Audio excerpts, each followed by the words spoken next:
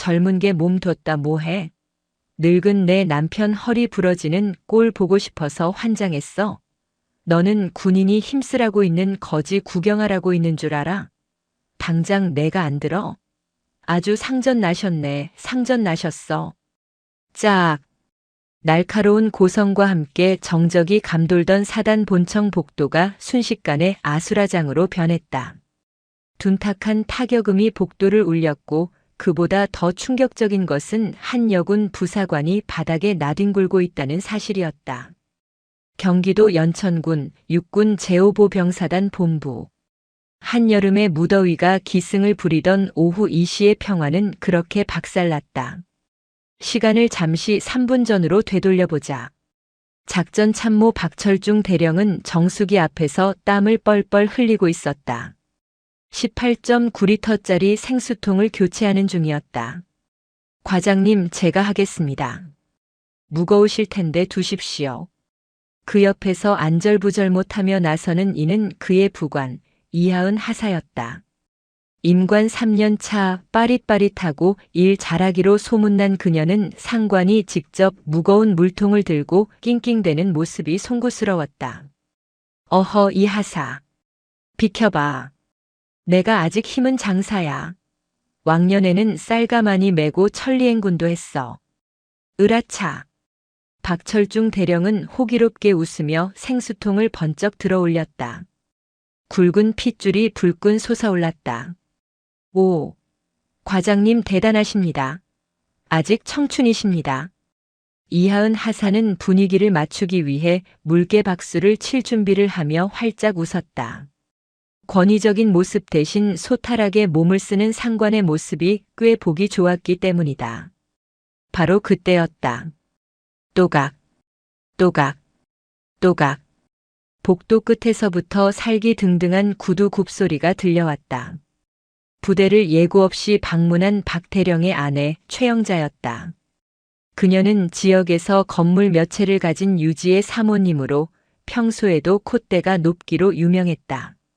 오늘따라 기분이 좋지 않았던 그녀의 눈에 믿을 수 없는 광경이 포착되었다. 그녀의 눈에는 상황이 전혀 다르게 보였다. 감히 새파랗게 어린 계집애가 내 귀한 남편한테 짐꾼 노릇을 시키고 옆에서 쪼개고 있어. 저게 지금 꼬리치는 거야 뭐야?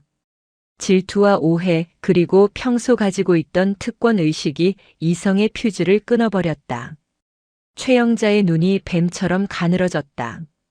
그녀는 옆구리에 끼고 있던 금장 로고가 번쩍이는 묵직한 명품 핸드백을 고쳐 잡았다. 그 가방 안에는 수정 화장품이 가득 든 파우치와 장지갑, 그리고 남편에게 줄 현금 봉투가 들어있어 벽돌만큼이나 단단하고 무거웠다. 이 발칙한 년이. 최영자는 망설임 없이 핸드백을 휘둘렀다. 묵직한 가방의 금속 버클 부분이 정확히 이하은 하사의 이마를 강타했다. 퍽. 소름 끼치는 타격음과 함께 이하은 하사의 고개가 90도로 꺾였다. 악.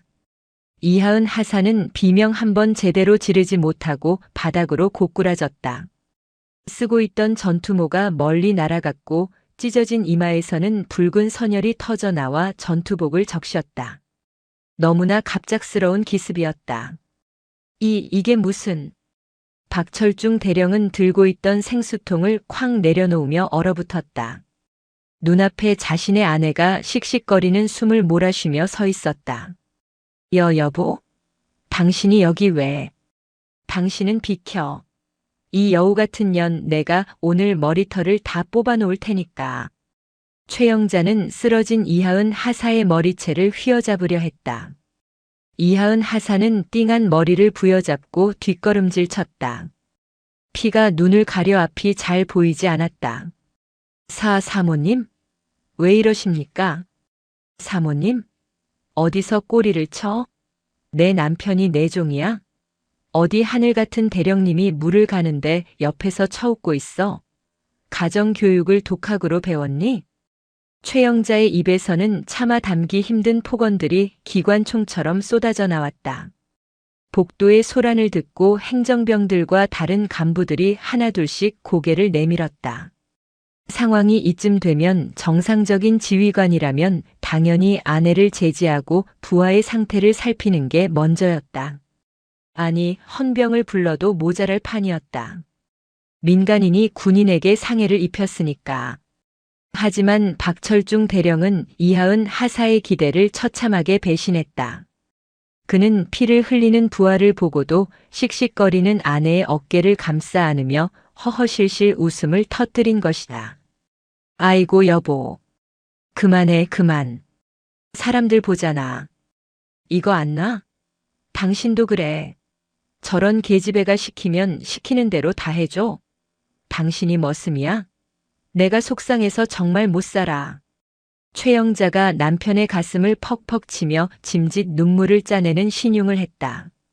그러자 박 대령의 입에서 믿을 수 없는 말이 튀어나왔다.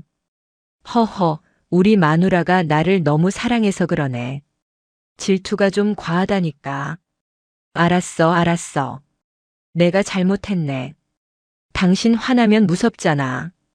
박 대령은 아내를 달래느라 여념이 없었다. 바닥에 쓰러져 피를 닦고 있는 이하은 하사는 안중에도 없었다. 이하은 하사는 떨리는 손으로 바닥을 짚고 일어섰다. 모멸감과 고통으로 온몸이 부들부들 떨렸다. 과장님, 이게 지금 무슨 상황입니까? 그녀의 목소리는 갈라져 있었다. 그제야 박 대령이 이하은 하사를 돌아보았다. 하지만 그의 눈빛에는 미안함보다는 귀찮음과 난처함이 서려 있었다. 아, 이 하사. 많이 다쳤나? 피 좀 닦게. 보기 안 좋네. 지금 피 닦는 게 문제입니까? 사모님께서 다짜고짜 저를 흉기로 가격하셨습니다. 이건 엄연한 특수폭행. 에이, 폭행이라니. 말이 좀 심하네. 박 대령이 손사래를 치며 말을 뚝 잘랐다. 자네도 봤잖아. 집사람이 나를 워낙 끔찍하게 생각해서 그래. 내가 힘쓰고 있으니까 자네가 시킨 줄 알고 오해해서 욱한 거야. 사랑 싸움에 자네가 좀 낀 거라고 생각하고 이해하게. 응? 이하은 하사의 입이 떡 벌어졌다. 사랑 싸움? 지금 내 머리가 깨져서 피가 철철 나는데 사랑 싸움? 옆에 있던 최영자가 코웃음을 치며 거들었다. 그래. 내가 오죽하면 그랬겠니? 어린 것이 눈치가 있어야지. 그리고 맞은 건 난데 왜 내가 죽는 소리를 해? 내 손목 아픈 거 안 보여? 가방에 기스라도 났으면 내 월급으로 감당이나 되겠니? 여보, 진정해. 이 하사가 아직 어려서 그래. 자, 이 하사. 사모님 놀라셨으니까 일단 죄송하다고 하고 가서 치료받아. 의무대 가면 빨간 약 발라줄 거야. 박 대령은 마치 아이들 싸움을 중재하는 동네 아저씨처럼 굴었다. 아니, 철저하게 가해자의 편에 서서 피해자를 가스라이팅하고 있었다. 죄송. 하다고 하라고요? 제가요? 이하은 하사는 자신의 귀를 의심했다. 주먹이 부들부들 떨렸다. 당장이라도 소리를 지르고 싶었지만 그녀는 입술을 꽉 깨물었다. 참자. 여기서 내가 누구 딸인지 밝히면 재미없지. 그녀의 아버지 육군 참모총장 이영석 대장은 딸이 군에 입대할 때 딱 한 가지를 약속했었다. 군 생활하면서 절대 아빠 백 쓰지 마라. 대신 내가 감당할 수 없는 억울한 일을 당하면 그때는 아빠가 나선다. 이하은 하사는 주머니 속에서 녹음 중이던 핸드폰을 확인했다. 뜨거운 피가 눈썹을 타고 흘러내려 시야를 붉게 물들였다. 아빠, 약속 취소야. 이건 내가 감당할 수준이 아니네. 그녀는 차갑게 식은 눈으로 두 부부를 번갈아 보았다. 과장님. 그래. 사과하려고. 아니요. 방금 그 말씀 그리고 사모님의 행동. 뼛속 깊이 후회하게 해드리겠습니다. 뭐? 이 자식이 지금 상관한테 협박하는 거야? 이하은 하사는 찢어진 이마를 손수건으로 누르며 서늘하게 대꾸했다. 협박이 아니라 통보입니다. 저는 군인이고 제복을 입은 상태에서 민간인에게 이유 없이 폭행당했습니다. 그리고 상관은 이를 묵인하고 2차 가해를 하셨습니다. 이 모든 상황 법대로 하겠습니다. 사과는 법정에서나 하십시오. 합의는 없습니다. 야, 이 하사, 너 거기 안 서? 이게 미쳤나? 박 대령의 고함이 등 뒤에서 들려왔지만 이하은 하사는 뒤도 돌아보지 않았다. 그녀는 의무대가 아닌 곧장 본청 1층에 있는 헌병 파견대를 향해 걸음을 옮겼다. 그녀의 발걸음마다 핏방울이 뚝뚝 떨어졌다. 그것은 앞으로 박 대령 부부가 흘리게 될 피눈물의 예고편이었다. 야, 이하은, 너 지금 제정신이야? 헌병, 고소. 헌병 파견대 조사실 문이 쾅 열리며 박철중 대령이 들이닥쳤다. 그의 얼굴은 불그락푸르락해져 있었다. 뒤따라 들어온 헌병 중대장이 난처한 표정으로 쩔쩔매고 있었다. 참모님, 지금 피해자 진술 녹화 중입니다. 나가주셔야. 시끄러워. 내 부하 교육 내가 시키겠다는데 내가 뭔 상관이야? 다 나가. 당장 안 나가? 박 대령의 서슬 퍼런 고함에 헌병들이 쭈뼛거리며 밖으로 나갔다. 좁은 조사실에는 이마에 거즈를 붙인 이하은 하사와 씩씩거리는 박 대령 단둘만 남았다. 이하은 하사는 피가 멈추지 않아 급하게 의무대에서 응급처치만 받고 온 상태였다.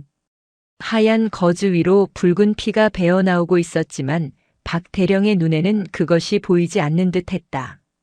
이 하사, 내가 좋게 말할 때 고소 취하해.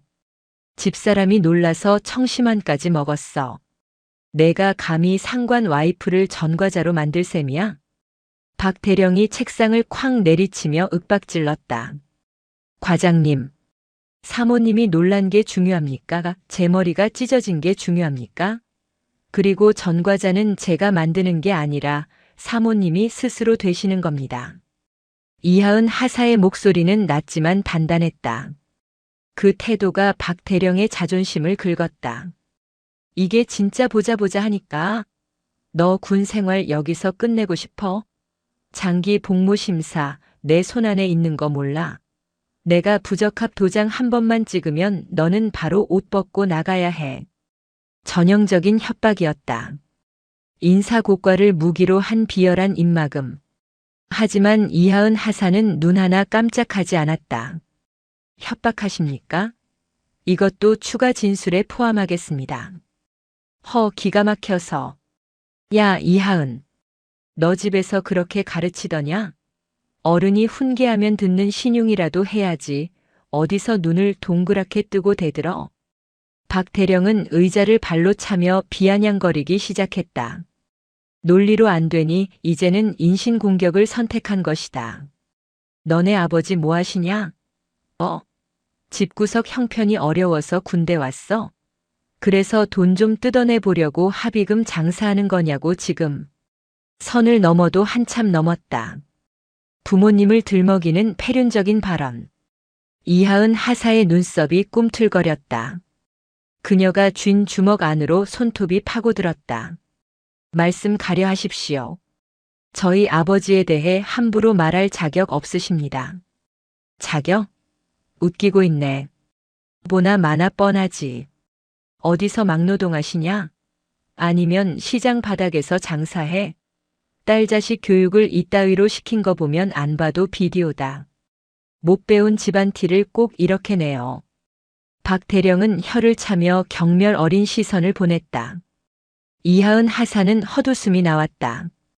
대한민국 육군 서열 1위. 50만 장병을 통솔하는 사성 장군, 육군 참모총장 이형석 대장. 그가 바로 자신의 아버지였다. 아버지가 이 사실을 안다면 박 대령은 쥐도 새도 모르게 사라질 수도 있었다. 저희 아버지도 군인이십니다. 이하은 하사가 끓어오르는 분노를 누르며 차분하게 대꾸했다. 군인? 그래. 뭐 행보관이라도 하시나? 원사? 아니면 예비역 중사? 박 대령이 코웃음을 쳤다. 그에게 부사관 나부랭이의 아버지란 기껏해야 같은 부사관일 거라는 편견이 박혀 있었다. 아니요. 훨씬 높으십니다. 대령님은 감히 쳐다보지도 못할 만큼 이하은 하사의 눈빛이 서늘하게 빛났다.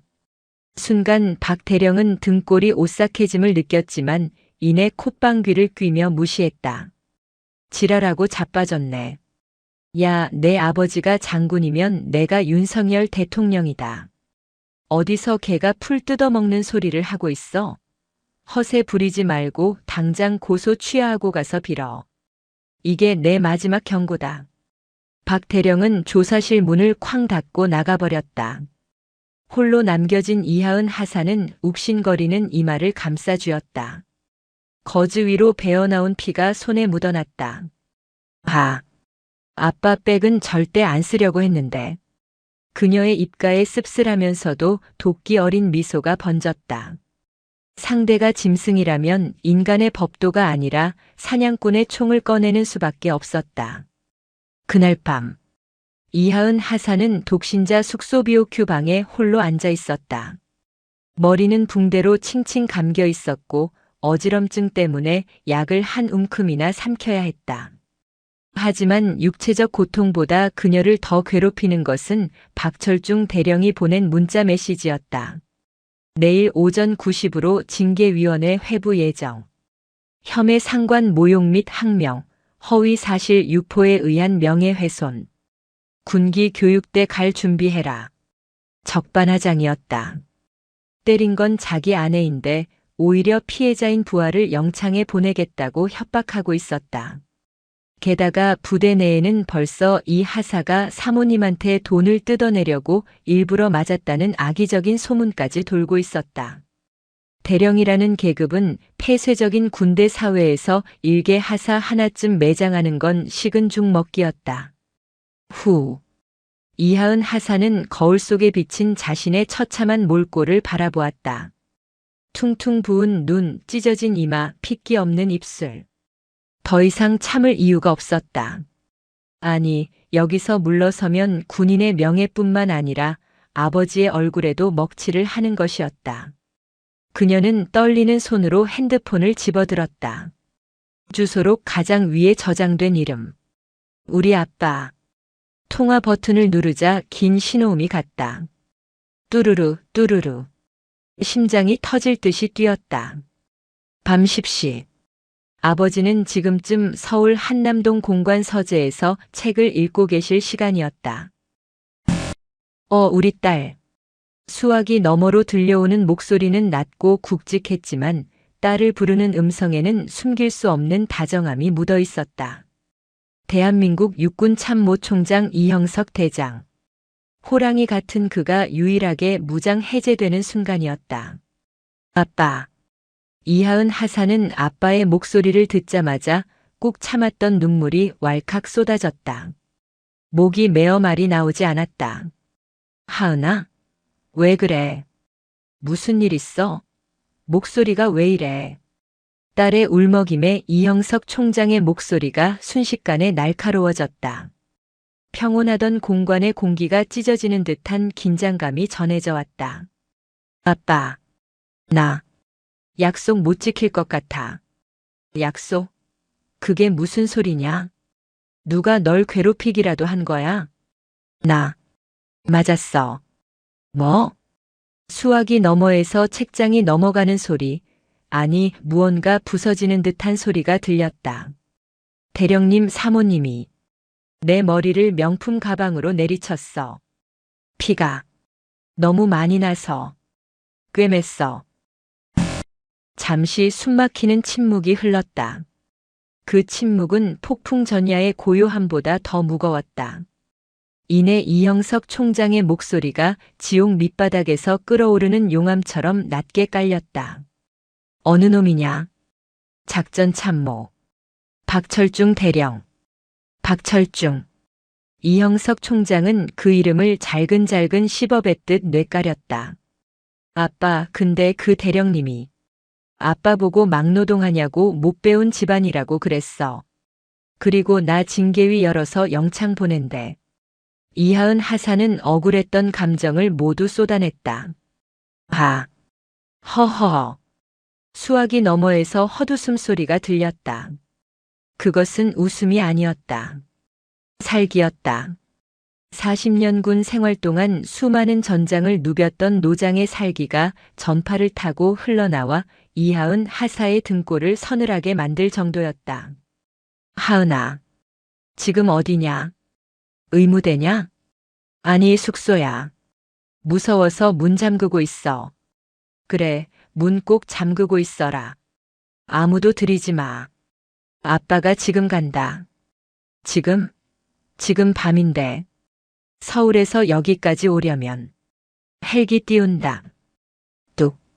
전화가 끊겼다. 이하은 하사는 멍하니 끊긴 전화기를 바라보았다. 헬기? 지금 이 시간에? 같은 시각 서울 육군 참모총장 공관. 이형석 대장은 입고 있던 잠옷을 거칠게 벗어 던지고 전투복으로 갈아입었다.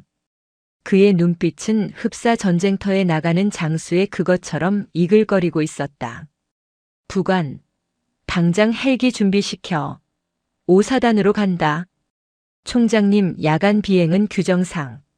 그리고 갑자기 방문하시면. 부관이 당황하여 만류하려 했지만 이영석 총장은 허리춤에 권총을 차며 소리쳤다. 내 딸이 머리가 깨졌는데 규정이 문제야? 5사단장한테 전화 넣어. 내 헬기 내리기 전에 박철중이라는 놈 당장 연병장에 무릎 꿇려 놓으라고. 당장. 그날 밤 대한민국 육군 본부에 비상이 걸렸다. 잠자고 있던 5사단장의 관사에 직통 전화가 미친 듯이 울려댔고 연천의 밤하늘 위로 거대한 헬기 프로펠러 소리가 죽음의 사자처럼 다가오고 있었다. 박철중 대령은 그리고 최영자는 꿈에도 모르고 있었다. 자신들이 건드린 것이 벌집이 아니라 핵폭탄의 기폭장치였다는 사실을. 두두두두두두두. 새벽 2시. 경기도 연천군의 고요한 밤하늘을 찢어발기는 굉음이 울려 퍼졌다. 그것은 일반적인 정찰 헬기의 소리가 아니었다. 묵직하고 거대한 위압감이 공기를 짓누르는 소리였다. 제5보병 사단장 김영수 소장 투스타은 관사 침대에서 튕겨 나가듯 일어났다. 무슨 소리야? 전쟁 났어? 그때 머리맡에 둔 비화폰도청 방지 전화기 미친 듯이 울려댔다. 발신자는 육군본부 상황실이었다. 통신보안, 사단장입니다. 수화기 너머의 목소리는 다급함을 넘어 공포에 질려 있었다. 충성, 사단장님, 지금 육군 참모총장님 헬기가 사단 본부 연병장으로 접근 중입니다. 착륙 5분 전입니다. 뭐? 총장님? 이 밤중에 예고도 없이? 김 소장은 자신의 귀를 의심했다. 육군 서열 1위가 최전방 부대에 그것도 새벽 2시에 헬기를 타고 온다는 건 단 한 가지 경우뿐이었다. 전쟁이 났거나 그에 준하는 초비상 사태가 발생했거나 당장 참모들 소집해 위병소 개방하고 아니 내가 직접 나간다. 의전 준비고 나발이고 당장 불부터 켜. 사단장은 짝짝이 양말을 신은 줄도 모르고 전투복 상의 단추를 잘못 꿰며 밖으로 뛰쳐나갔다. 그의 등줄기에서 식은땀이 비오듯 쏟아졌다. 도대체 우리 부대에서 무슨 일이 터진 거지? 북한군이 넘어왔나? 아니면 무기고가 털렸나? 같은 시각 사단 영내 관사에서 꿀잠을 자고 있던 작전 참모 박철중 대령도 요란한 헬기 소리에 눈을 떴다. 뭐야 시끄럽게. 옆에서 자던 아내 최영자가 짜증 섞인 목소리로 뒤척였다. 여보, 헬기 소리 같은데? 무슨 훈련 있나 봐. 시끄러워 죽겠네. 저것들 하여튼 유난이라니까. 박 대령은 부스스한 눈을 비비며 창밖을 내다보았다. 연병장 쪽이 대낮처럼 환하게 밝혀지고 있었다. 그는 순간 묘한 기대감에 사로잡혔다. 가만. 총장님이 지난번 작전회의 때 내 브리핑을 인상 깊게 보셨다고 했지. 혹시 이번 장군 진급 심사 앞두고 나를 격려하러 깜짝 방문하신 건가? 박 대령의 입꼬리가 스르르 올라갔다. 흔히 있는 일은 아니지만 지휘관이 총애하는 부하를 격려하기 위해 파격적인 행보를 보이는 경우가 종종 있었다. 여보, 일어나 봐. 총장님 오신 것 같아. 뭐? 총장? 그 별 4개짜리? 그래. 아무래도 나 별 달아주려고 오신 것 같다니까. 내가 말했잖아. 나 이번에 진급 유력하다고. 최영자도 벌떡 일어났다. 그녀의 눈이 탐욕으로 반짝거렸다. 낮에 있었던 하사 나부랭이와의 실랑이는 까맣게 잊은 지 오래였다. 어머 어머. 그럼 당신 이제 장군 되는 거야? 나 장군 사모님 되는 거네. 아이고 빨리 나가봐. 옷 매무새 다듬고. 박 대령은 허둥지둥 전투복을 갖춰 입었다. 거울을 보며 경례 연습까지 했다. 충성. 작전 참모 박철중 총장님의 방문을 환영합니다. 완벽했다. 그는 자신이 대한민국 육군의 미래라고 착각하며 콧노래를 흥얼거리며 현관문을 나섰다.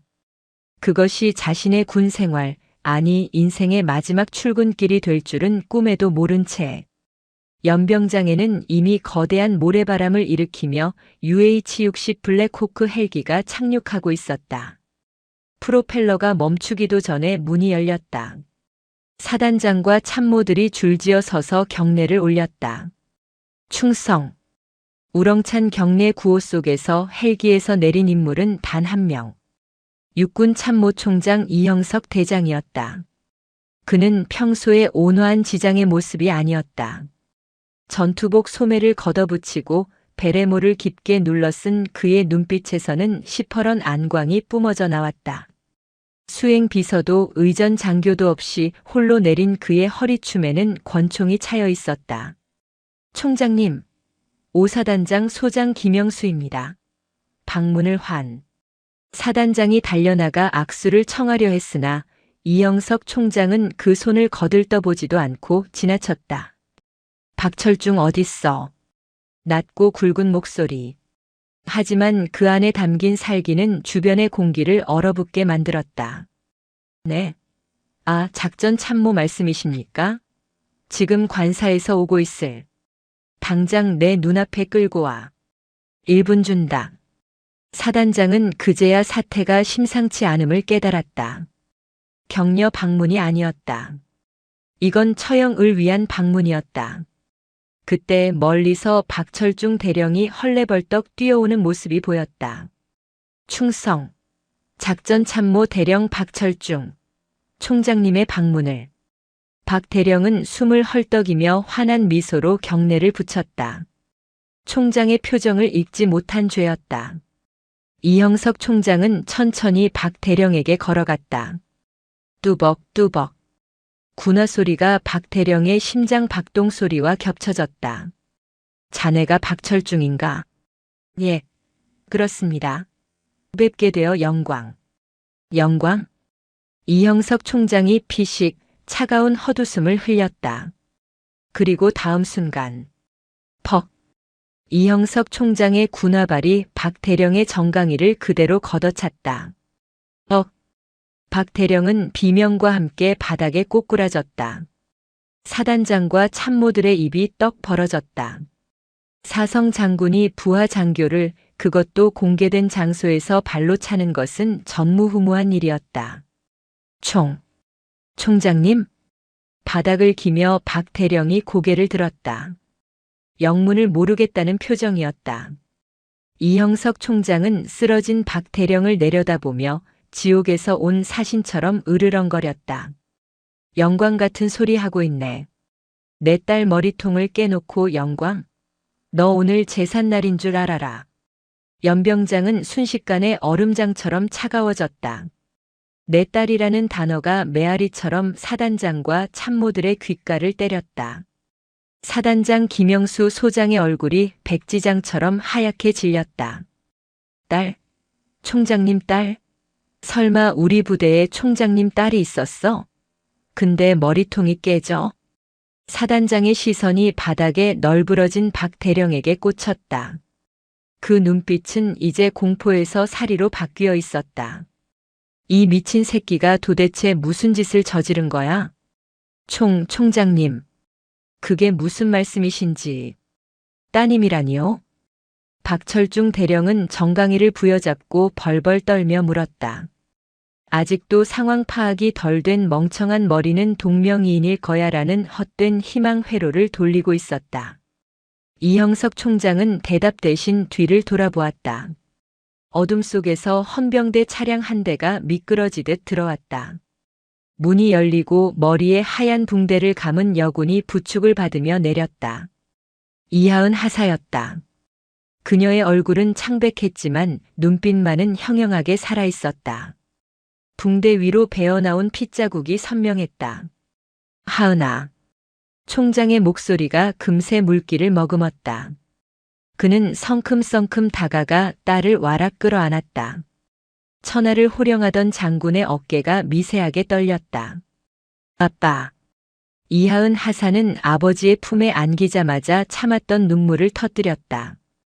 그 모습은 영락없는 밖에서 맞고 들어온 막내딸의 모습이었다. 이형석 총장은 딸의 젖은 눈물을 투박한 손으로 닦아주고는 다시 박 대령을 향해 돌아섰다. 그의 눈빛은 다시 야수로 돌변해 있었다. 저 아이가 내 딸이다. 이하은 하사. 박 대령의 입이 붕어처럼 뻐끔거렸다. 이 하사가. 총장님. 딸. 뇌가 정지했다. 자신이 하사 나부랭이라고 불렀던 아이. 너네 아버지 막노동하냐고 패드립을 쳤던 아이.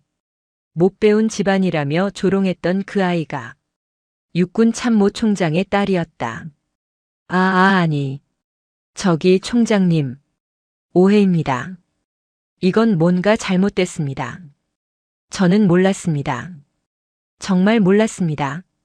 박 대령은 바닥에 머리를 찌우며 빌기 시작했다. 몰랐으면 부하가 피를 흘리는데 사랑 싸움이라고 덮어. 몰랐으면 너네 아버지 뭐 하시냐고 모욕해도 되는 건가? 이형석 총장이 한 걸음씩 다가갔다. 자네가 그랬지. 내 딸 보고 집구석 형편 어려워서 군대 왔냐고. 못 배운 집안 티낸다고. 주변에 있던 참모들이 경악하며 숨을 들이켰다. 사단장은 뒷목을 잡고 휘청거렸다. 총장님 그건 제가 입이 10개라도. 그래. 우리 집안이 좀 못 배웠어. 내가 평생 군인 하느라 딸내미한테 명품 가방 하나 못 사줬거든. 그래서 자네 아내가 대신 명품 가방으로 교육을 시켜줬나 보군. 머리가 찢어질 정도로. 총장의 목소리는 차분해서 더 무서웠다. 박철중 대령. 예. 대령 박철중. 자네 계급장 떼라. 네. 지금 당장 떼라고. 내 눈앞에서 그 더러운 계급장 안 보이게 하란 말이다. 총장의 호령에 사단장이 직접 뛰어들었다. 사단장은 박 대령의 멱살을 잡고 일으켜 세우더니 그의 전투복에 붙은 대령 계급장을 거칠게 뜯어버렸다. 찍! 벨크로가 뜯겨나가는 소리가 박 대령의 심장이 찢어지는 소리 같았다. 너 같은 놈은 내 부하도 아니야. 감히 총장님을 능멸해? 이 개자식아. 사단장은 이성을 잃고 박 대령의 뺨을 후려 갈겼다. 짝, 짝. 박 대령은 계급장이 뜯겨나간 휑한 가슴을 부여잡고 털썩 주저앉았다. 오줌을 지린 바지 가랑이가 축축하게 젖어 들어갔다. 그리고 하나 더. 이형석 총장은 아직 분이 풀리지 않은 듯 관사 쪽을 손가락으로 가리켰다. 내 딸을 피투성이로 만든 그 여자. 자네 아내라는 작자.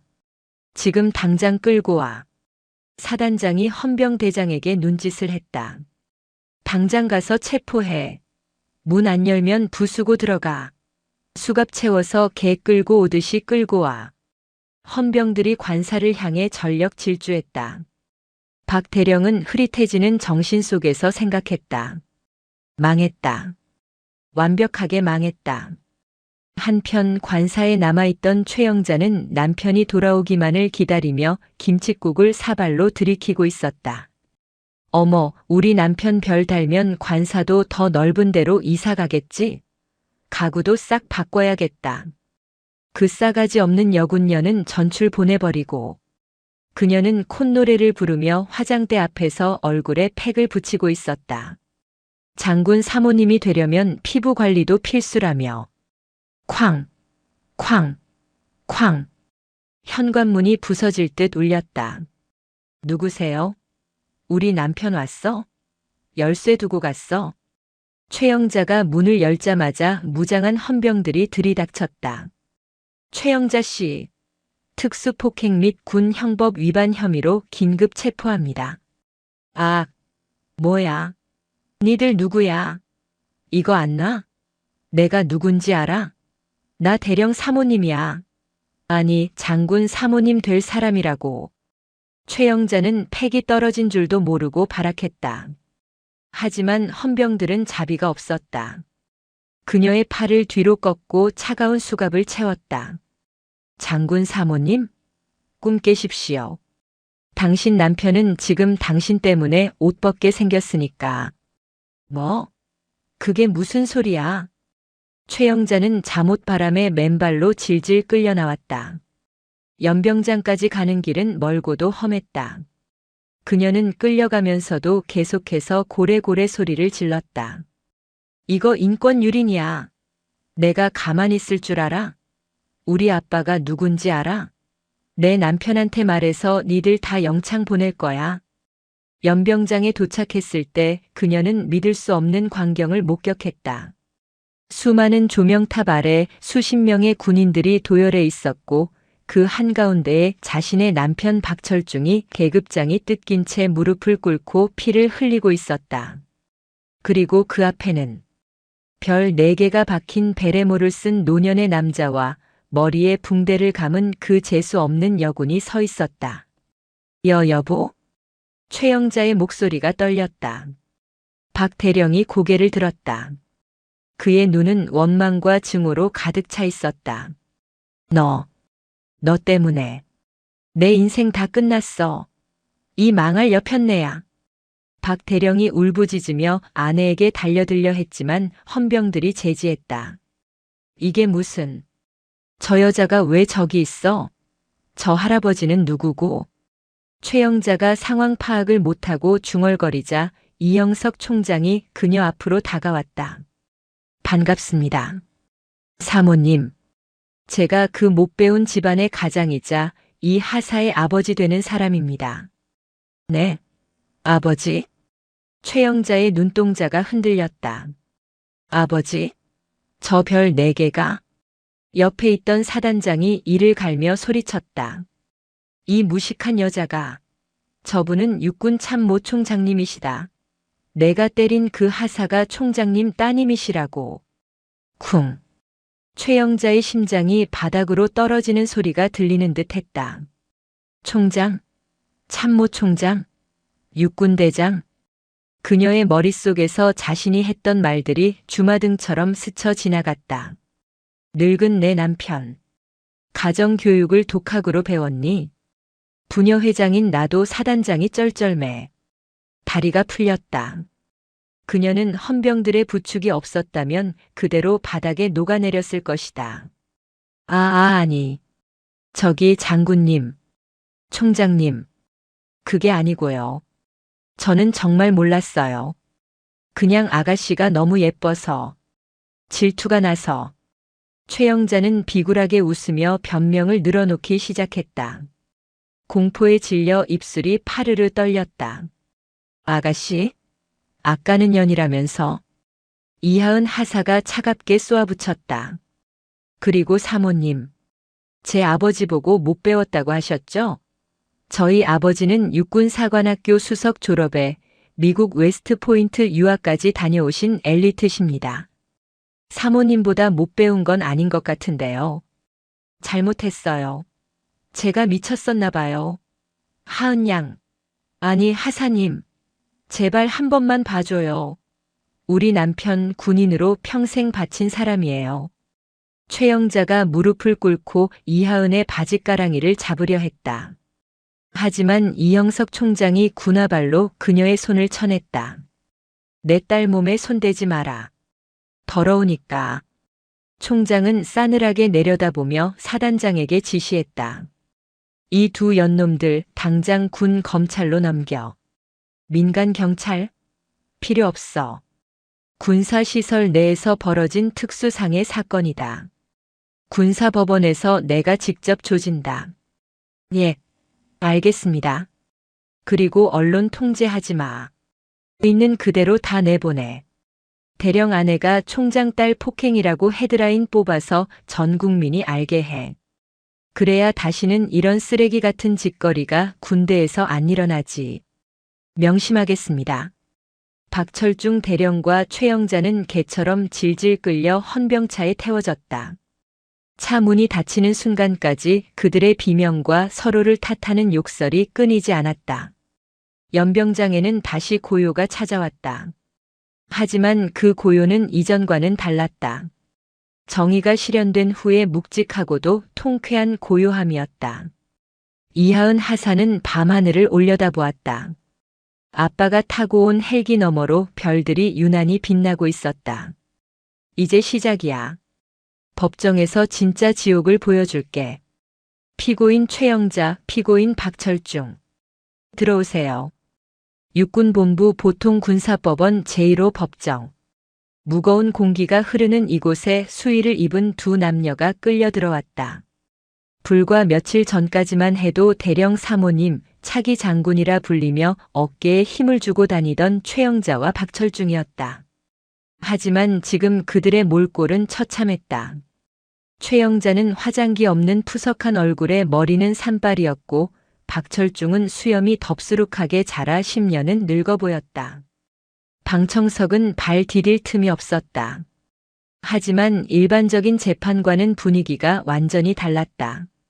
방청석의 앞줄을 채운 것은 다름 아닌 별들이었다. 이하은 하사의 아버지인 이영석 총장의 동기, 후배, 그리고 군의 주요 지휘관들이 내 딸 같은 아이가 당한 일에 공분하여 무언의 압박을 주기 위해 제복을 갖춰 입고 앉아 있었다. 그들이 뿜어내는 위압감에 박철중은 다리가 풀려 자리에 앉지도 못하고 휘청거렸다. 재판장님, 저는 억울합니다. 이건 함정입니다. 최영자가 자리에 앉자마자 발작하듯 소리쳤다. 그녀의 국선 변호인이 기겁하며 말렸지만 소용없었다. 사설 로펌들은 이 부부의 변호를 모두 거절했다. 육군 참모총장을 적으로 돌리는 미친 짓을 할 변호사는 대한민국에 없었기 때문이다. 함정? 피고인, 지금 법정을 모독하는 겁니까? 군 판사의 목소리가 서리발처럼 차가웠다. 아니, 저 여자가, 저 하사가 총장 딸인 걸 숨겼잖아요. 알았으면 제가 그랬겠어요? 이건 기망행위라고요.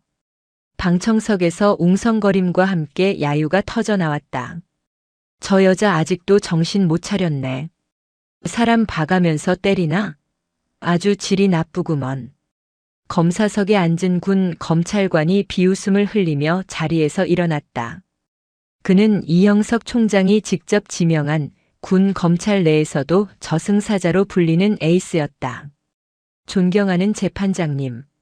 피고인 최영자는 특수상해, 모욕, 공무집행방해 혐의를 받고 있으며 피고인 박철중은 직무유기, 협박, 상관 모욕 등의 혐의를 받고 있습니다.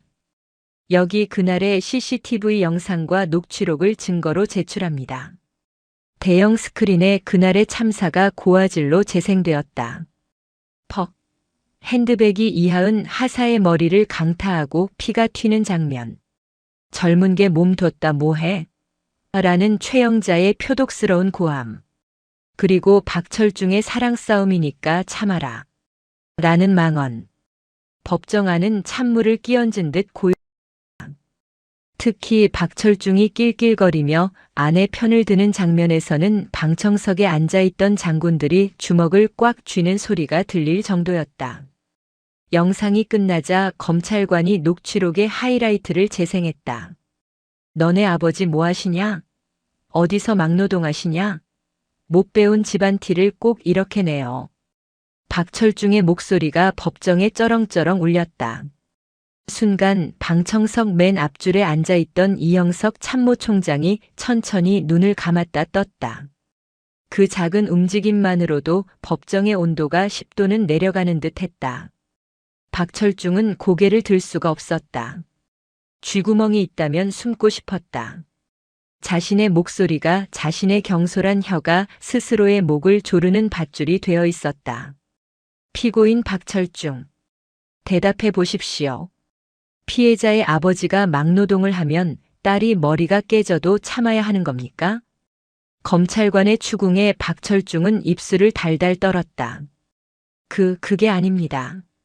저는 그저 부하를 훈계하는 차원에서. 훈계? 부모를 모욕하고 협박하는 게 훈계입니까? 당신은 지휘관 자격이 없습니다. 아니, 군복을 입을 자격조차 없습니다. 검찰관의 맹공에 박철중의 변호인은 한마디도 반박하지 못했다. 반박할 논리가 없었기 때문이다. 그때 증인석에 이하은 하사가 들어섰다. 붕대는 풀었지만 이마에는 선명한 흉터가 남아 있었다. 그녀는 떨지 않았다. 당당하고 고고한 모습이 흡사잔 다르크와 같았다. 증인, 피고인들에게 처벌을 원하십니까? 판사의 질문에 이하은 하사는 최영자와 박철중을 똑바로 응시했다. 네. 강력한 처벌을 원합니다.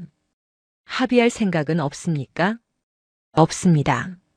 저들은 저에게 단 한 번도 진심으로 사과하지 않았습니다. 아버지가 참모총장인 걸 알게 된 후에야 권력에 굴복해 비는 척했을 뿐입니다. 만약 제 아버지가 진짜 힘없는 분이었다면 저는 지금쯤 억울한 누명을 쓰고 군에서 쫓겨났을 겁니다. 그녀의 말 한마디 한마디가 비수가 되어 박철중 부부의 가슴에 꽂혔다. 저들은 강약약강의 전형입니다. 약자에게 잔혹하고 강자에게 비굴한 자들이 군 가족 그리고 지휘관이라는 사실이 치욕스럽습니다. 법이 허용하는 가장 무거운 벌을 내려주십시오. 방청석에서 박수가 터져 나왔다. 판사가 제지했지만 이미 여론은 판결이 난 것이나 다름없었다. 최영자는 분에 못 이겨 벌떡 일어났다. 야, 이 어린 년아. 내가 너 때문에 감방에서 무슨 꼴을 당했는지 알아? 우리 남편 인생 망쳐놓으니까 시원해? 너네 아빠가 총장이면 다야? 피고인, 앉으세요. 교도관들이 최영자를 강제로 자리에 앉혔다. 이하은 하사는 픽 웃으며 마이크에 대고 나직이 말했다. 아줌마. 아니, 죄수 번호 2460번. 우리 아빠가 총장이라서 다행인 줄 아세요. 아니었으면 당신은 법정이 아니라 내 손에 죽었을 테니까. 그 서늘한 눈빛에 최영자는 히 소리를 내며 움츠러들었다. 그제야 깨달았다. 자신이 건드린 건 순한 양이 아니라 발톱을 숨기고 있던 맹수였다는 것을. 일주일 뒤 선고 공판. 법정 앞은 아침부터 취재진으로 인산인해를 이루었다.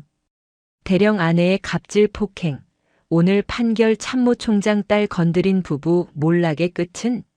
인터넷 뉴스 댓글창은 징역 10년 때려라, 재산 몰수해라라는 네티즌들의 분노로 도배되어 있었다.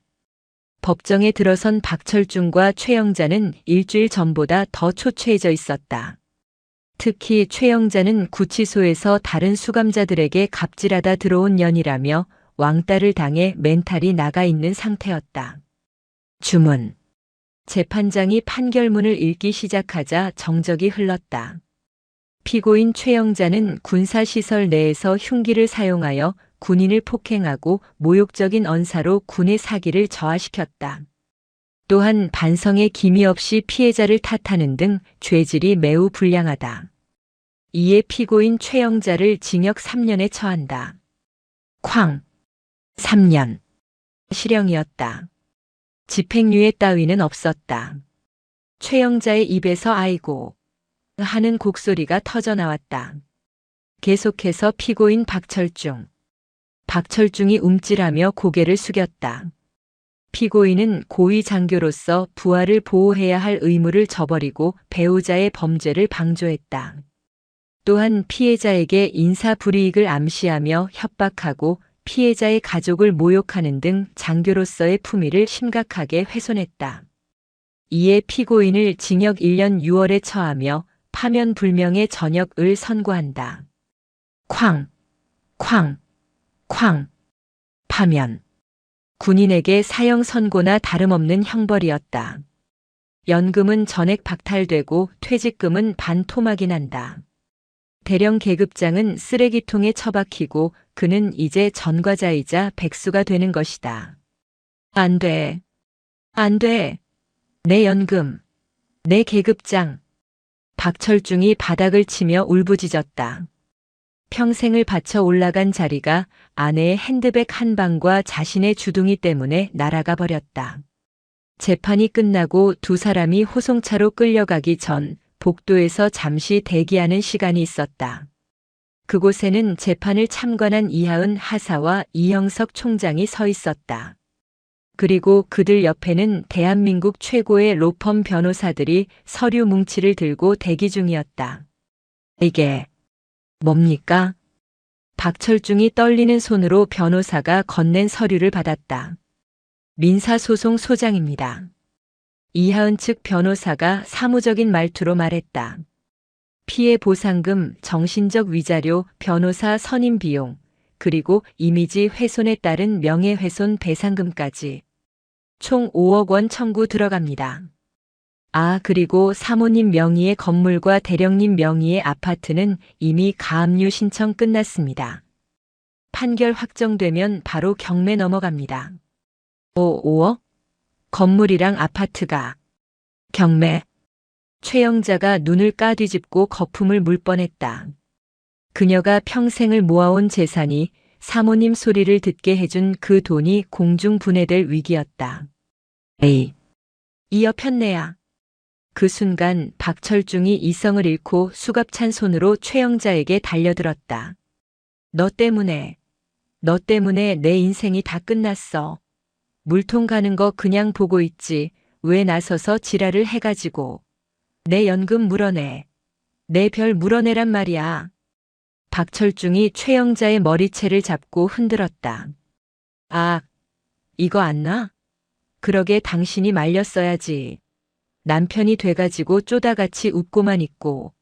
당신이 총장 딸인 거 미리 알았으면 내가 그랬겠냐고. 이 무능한 인간아. 최영자도 지지 않고 박철중의 얼굴을 핥히었다. 이거 나. 너 죽고나 죽자. 법원 복도는 순식간에 개싸움판이 되었다. 교도관들이 달려들어 두 사람을 뜯어 말려야 했다. 서로를 죽일 듯이 노려보며 욕설을 퍼붓는 그들의 모습에서 사랑꾼 부부의 모습은 온데간데 없었다. 그 추태를 지켜보던 이하은 하사가 천천히 다가갔다. 그녀의 눈빛은 경멸조차 아깝다는 듯 건조했다. 보기 좋네요. 사랑이 너무 과해서 죽여버리고 싶으신가 봐요. 이하은의 비웃음에 두 사람은 동작을 멈췄다. 대령님. 아니, 박철중 씨. 그리고 최영자 씨. 이하은은 싸늘하게 내려다보며 마지막 쐐기를 박았다. 감옥에서 썩는 동안 뼈저리게 느끼세요. 당신들이 무시했던 그 젊은 하사가 그리고 못 배운 집안이 당신들을 어떻게 짓밟아주는지. 평생 가난과 후회 속에서 서로를 원망하며 사세요. 그게 내 복수니까. 하은 양. 제발. 한 번만. 우리 아들 대학 등록금은 남겨줘야지. 최영자가 뒤늦게 바짓가랑이를 잡으려 했지만 이하은은 미련 없이 뒤돌아섰다. 아빠 가자. 밥맛 떨어진다. 그래. 맛있는 거 사주마. 이형석 총장이 딸의 어깨를 감싸 안으며 걸어갔다. 두 사람의 뒷모습은 거대한 산처럼 웅장했다. 반면 엉망진창이 된 채 바닥에 주저앉아 엉엉 우는 박철중과 최영자의 모습은 쓰레기 더미보다 초라했다. 끌고 가. 교도관들의 호통과 함께 두 사람은 각자의 지옥으로 끌려갔다. 호송차에 타서도 그들은 서로를 향해 침을 뱉고 욕을 했다. 그들의 몰락은 완벽했고 그 누구도 동정하지 않았다. 차디찬 철문이 쾅 닫혔다. 세상과 단절되는 소리였다. 청주여 자교도소. 이곳은 더 이상 대령 사모님 최영자가 호령하던 세상이 아니었다. 그녀에게 주어진 이름은 2460번. 그저 흔해 빠진 수감 번호일 뿐이었다. 야, 2460번. 멍하니 서서 뭐해? 화장실 청소 안 해? 걸걸한 목소리의 여자가 소리쳤다. 이 방의 방장인 50대 사기 전과자였다. 저기요. 제가 허리가 좀 안 좋아서. 최영자가 비굴하게 웃으며 몸을 사리려 했다. 밖에서 하던 습관대로 돈이나 말로 때우려 한 것이다. 하지만 돌아온 것은 매서운 눈총이었다. 허리. 웃기고 있네. 젊은 군인 머리통을 명품 가방으로 내리칠 힘은 있고 변기 닦을 힘은 없어. 뉴스 봐서 다 아니까 수작 부리지 마. 아니. 그래도 제가 사회에 있을 때는. 아이고 사모님 납셨네. 야. 여기 사모님 오셨단다. 다들 인사 안 받냐? 방장의 비아냥에 다른 수감자들이 킬킬거리며 비웃었다. 사모님은 무슨 갑질하다 들어온 주제에 총장 딸을 건드렸다며? 간도 크지. 재수 없으니까 빨리 가서 변기나 닦아. 냄새 나게 하지 말고. 최영자는 입술을 깨물며 화장실로 들어갔다. 고무 장갑을 낀 손이 부들부들 떨렸다. 역한 냄새가 코를 찔렀다. 불과 한 달 전만 해도 백화점 VIP 라운지에서 커피를 마시던 그녀였다. 으흑, 으흐흑. 변기를 닦으며 그녀는 서러움에 눈물을 쏟았다. 하지만 그녀를 위로해줄 사람은 아무도 없었다. 남편? 그 인간은 지금쯤 더 지옥에 있을 테니까. 한편 국군교도소. 박철중은 넋이 나간 사람처럼 벽만 바라보고 있었다. 그의 가슴에는 그토록 자랑스러워하던 대령 계급장 대신 노란색 수감 번호표가 붙어 있었다. 4885번 박철중. 면회. 교도관의 말에 박철중이 벌떡 일어났다. 혹시 아내가 보낸 변호사일까? 아니면 총장님이 용서해 주신다는 소식일까? 하지만 면회실 유리병 너머에 앉아 있는 사람은 법원 집행관이었다. 박철중 씨 맞습니까? 여기 서류 확인하시죠. 집행관이 유리병 밑으로 서류 봉투를 밀어 넣었다. 박철중은 떨리는 손으로 봉투를 열었다. 이혼 소장 및 위자료 청구 소송. 부동산 임의 경매 개시 결정 통지서. 눈앞이 캄캄해졌다. 아내 최영자가 감옥에 가기 직전 옥중에서 이혼 소송을 제기한 것이다. 에이, 이 여편네가 미쳤나? 지가 사고 쳐놓고 이혼? 그리고 피해자 측에서 청구한 손해배상금 5억 원 지급 판결이 확정되었습니다. 현재 보유하신 아파트와 예금 채권은 모두 압류되었으며 군인 연금 또한 전액 굽고 환수 조치되었습니다. 집행관은 사무적으로 할 말만 하고 자리에서 일어났다. 잠깐만요. 그럼 저는요? 저는 나가면 어디서 살아요? 빈털터리로 나가라는 겁니까? 박철중이 유리를 두드리며 절규했다. 그건 저희 알 바 아닙니다. 죗값 치르고 나가서 막노동을 하든 폐지를 줍든 알아서 하십시오. 아 참. 피해자 아버님이 막노동 무시하지 말라고 전해달라시더군요. 집행관은 비릿한 미소를 남기고 나가버렸다. 아, 박철중은 면회실 바닥을 구르며 통곡했다.